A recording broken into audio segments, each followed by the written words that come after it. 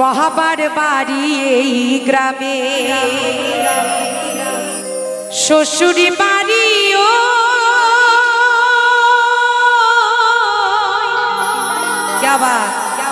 একটু মেনকা সাউন্ডের জন্য সবাই মিলে হাততালি।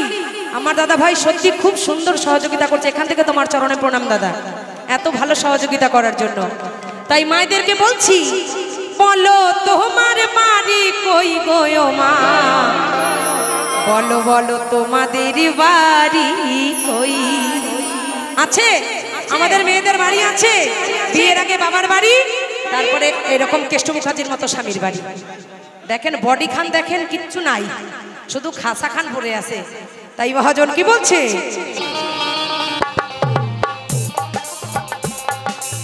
তালে তালে একটু হাতে তালি হোক সবাই মিলে, তাহলে আমার খুব ভালো লাগবে। মায়েরা বাবারা সবাই মিলে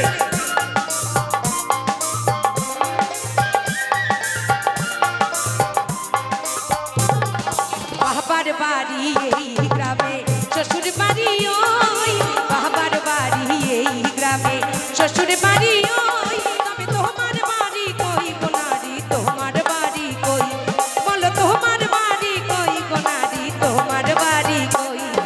তালে তালে সবাই মিলে আহা, জয় মা জয় মা।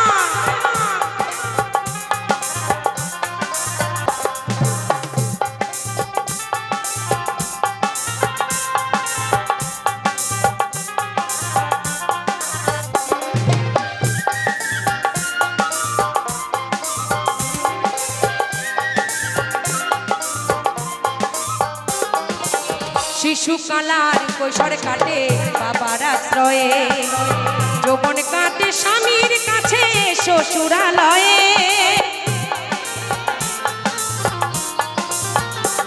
আজ এই আসরে যত পিতৃতুল্য আমার বাবারা আছেন, সকলকে এখান থেকে আমি আমার প্রণাম জানাই।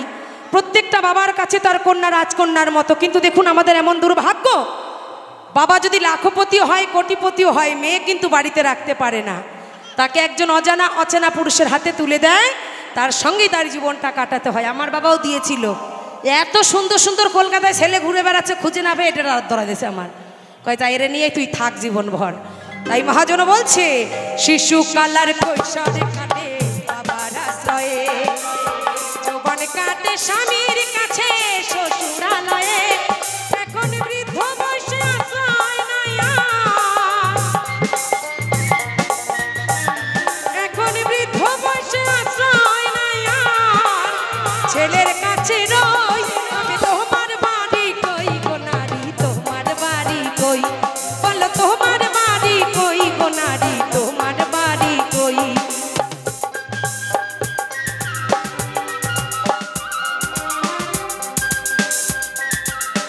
আহা নিতাই গৌর হরি বল হরি বল হরি বল, কালী মাতা প্রীতি প্রেমানন্দে হরি বল।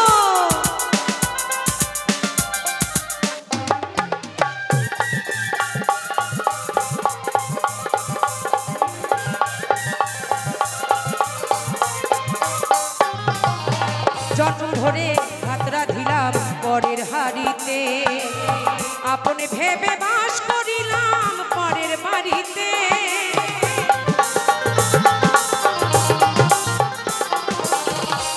ওই আমার ওই দিদিরা হাসছে আমার বরকে দেখে, ওই দেখো তুমি কেমন করে বাজাচ্ছ, কপি করেছে বসে বসে।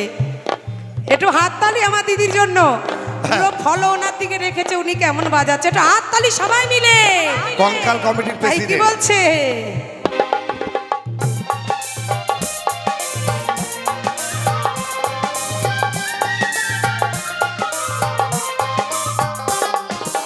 জনম ধরে ভাত রাঁধিলাম পরের হাড়িতে, আপনে ভেবে বাস করিলাম পরের বাড়িতে, যেমন পরের বাড়িতে দেবাসা,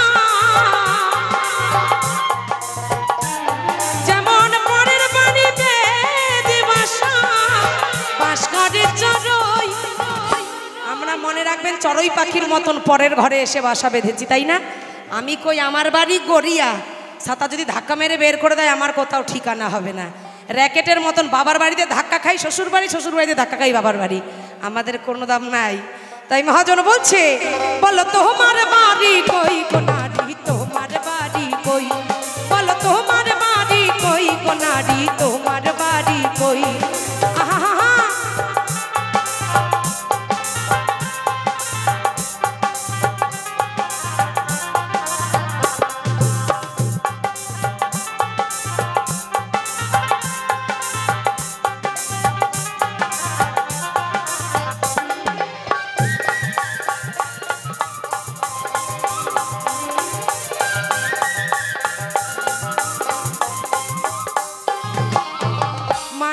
হয়ে নিজের বাড়ি বুঝলি না ভবে মহাকালের পালকি যেন আসে যে কবে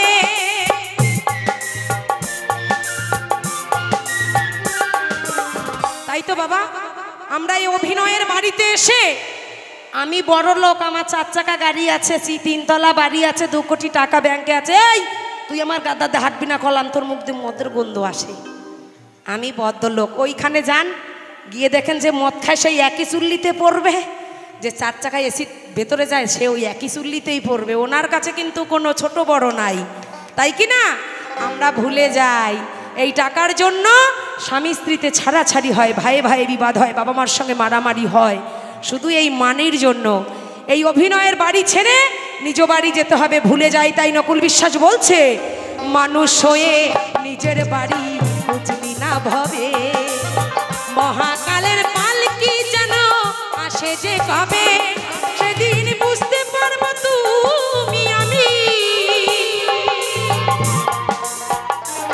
সেদিন বুঝতে পারবো তুমি আমি এ দেশের কেউ নয় তবে তোমার বাড়ি কই গো নারী তোমার বাড়ি কই বলো তোমার বাড়ি কই গো নারী তোমার বাড়ি কই বাবার বাড়ি এই গ্রামে শ্বশুর বাড়ি ওই বাবার বাড়ি এই গ্রামে শ্বশুর বাড়ি ওই তবে তোমার বাড়ি কই গো নারী তোমার বাড়ি কই বলো তোমার বাড়ি কই গো নারী তোমার বাড়ি কই বলো তোমার বাড়ি কই গো নারী তোমার বাড়ি কই বলো তোমার বাড়ি কই গো নারী বলো বলো তোমাদের বাড়ি